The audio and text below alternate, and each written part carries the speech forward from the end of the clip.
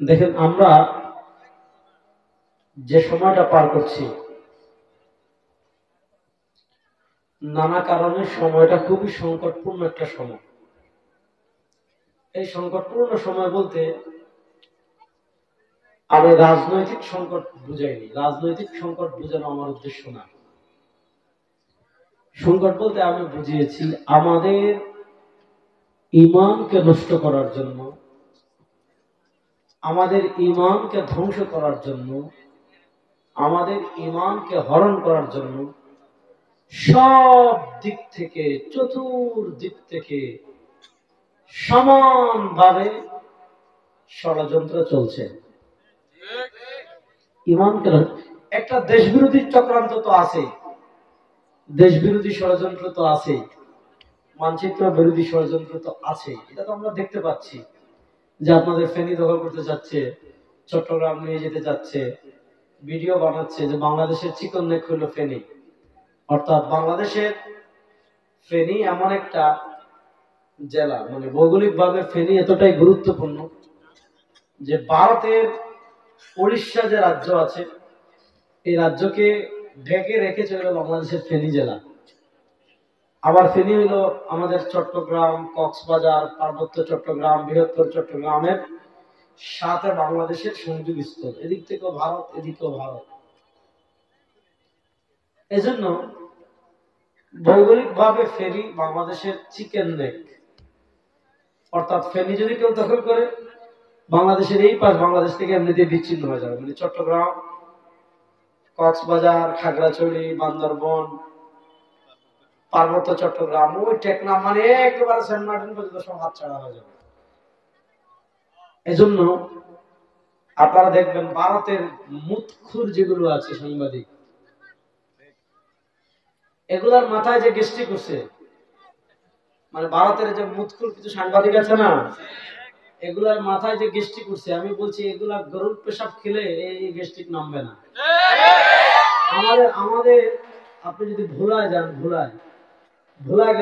ভোলায় গেলে দেখবেন বিশাল বিশাল মহিষ আছে। এক একটা মহিষ একবারে 7-8 কেজি মুঠে।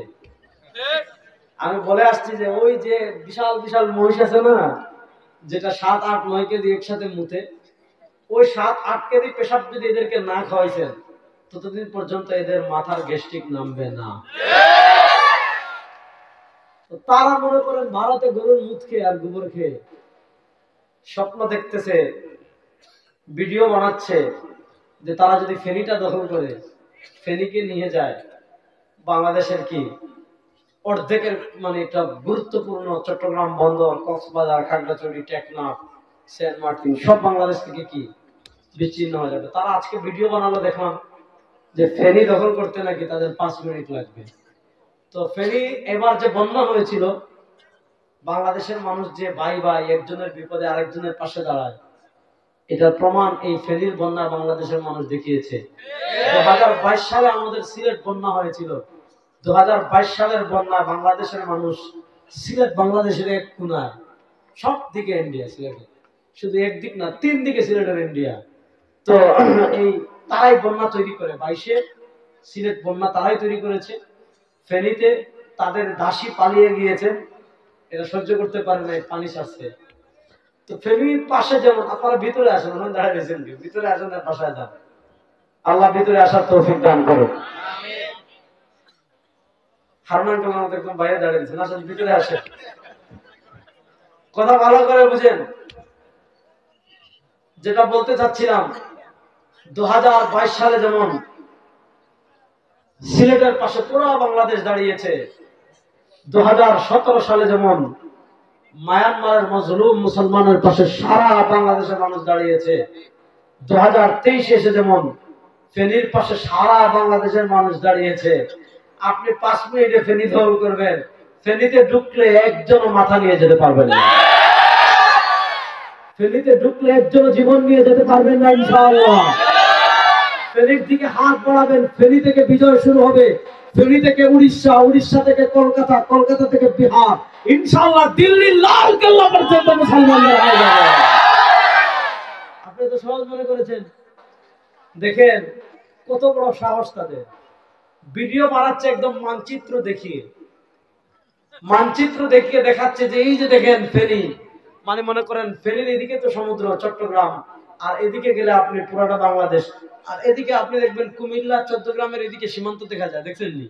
আর এদিকে আপনার যদি আমাদের মিজানুর সাহেব সাহেবের যে থানা কি নাম জানি, পরশুরাম, পরশুরামের দিকে গেলে তো আমি নিজেও দেখে আসছি ইন্ডিয়া।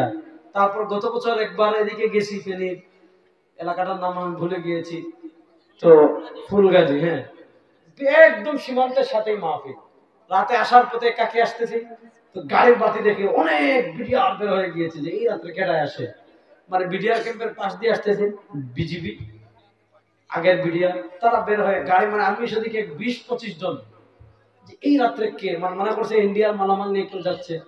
তো পরে যখন দেখছে আমাকে বললো ভাই চা খেয়ে যান, পানি দিল, চা খাওয়াইলো। এই যে চতুর্দিকে ইন্ডিয়া, আর একটা গুরুত্বপূর্ণ একটা জায়গা তারা আজকে দখল করার সিদ্ধান্ত করতেছে। দখল করুক আর না করুক, ফেনীবাসী সতর্ক থাকবেন। ইনশাআল্লাহ কোনো বিপদ আসলে বাংলাদেশের 20 কোটি বাংলাদেশী ইন্ডিয়ার কালো বিষ দাঁত ভেঙে দিবে ইনশাআল্লাহ। আর আমরা তো ভয় পাই, আপনারা নিয়ে খান গরুর পেশাব আর আমরা খাই গরুর দুধ, আপনারা খান গরুর গোবর আর আমরা খাই গরুর মগজ গুস্ত। হিসাব তো আপনি বুঝেন না, খেলতে গেলে তো একটা হিসাব লাগবে না? আপনি একজনের পায়ে পুরা শক্তি আছে মিয়া, এদিক থেকে কিক মারলে ওই বার ভেঙে ওপারে চলে যাবে, আর আরেকজনের পাই নাই আতু, বুঝেন নাই?